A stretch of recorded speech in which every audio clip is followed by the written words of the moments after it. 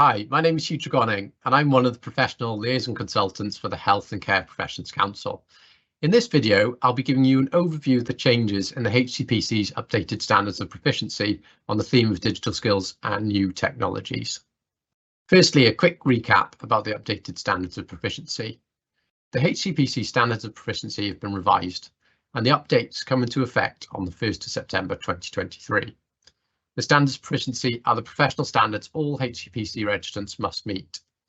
In the updated standards, some changes apply to all 15 professions we regulate, while others only apply to specific professions.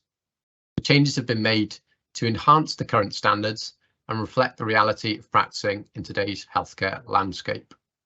So the key changes can be grouped into 5 themes: equality, diversity and inclusion, further centralising the service user, registrants' mental health, digital skills and new technologies, and leadership.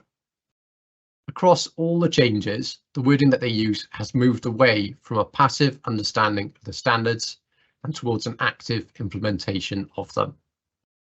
So what has changed on the theme of digital skills and new technologies? So registrants are now required to recognise that the concepts of confidentiality and informed consent extend to all mediums, including illustrative clinical records such as photography, video and audio recordings, and digital platforms. Use information, communication and digital technologies appropriate to their practice. Use digital record keeping tools where required, and be able to change their practice as needed to take account of new developments, technologies and changing contexts. These standards reflect the opportunities and threats that new skills and technology can bring and the impact these have on existing inequalities in the healthcare system. What does this mean for registrants? These updates do not mean that registrants must be able to use all technology relevant to their field, as we know that our registrants will have different access to technology based on their work setting and employer. They do not signify that all record keeping must now be digital. The updates do mean that registrants should consider carefully the relative strengths and weaknesses of the technology they could use. They should consider the impact on service users and barriers to access, taking steps to mitigate against them if necessary. Registrants do need to reflect on confidentiality and consent and make sure their processes are robust enough to mitigate against the risks that new methods could bring.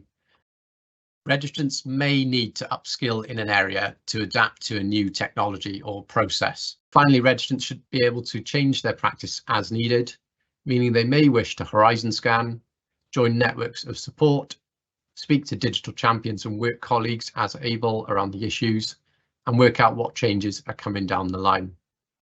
What do HCPC registrants actually need to do? On the 1st of September onwards, all HCPC registrants will need to meet the updated standards as far as they relate to their scope of practice. Technologies, developments and skills will differ depending on the registrant, as will the considerations that need to be made. In the short term, we recommend that registrants dedicate some continuing professional development time to identifying any gaps between the standards and the current practice and developing strategies to fill them. The gap analysis tool on the HCPC website can be a good starting point to identifying gaps.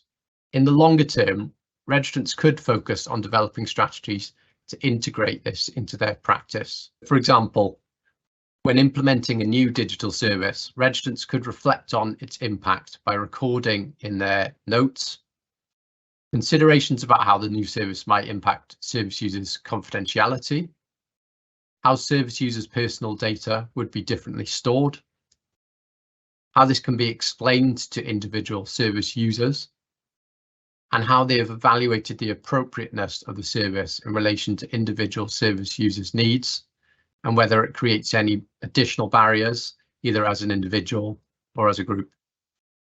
So in summary, we've looked at what's changed in our updated standards around digital skills and new technologies.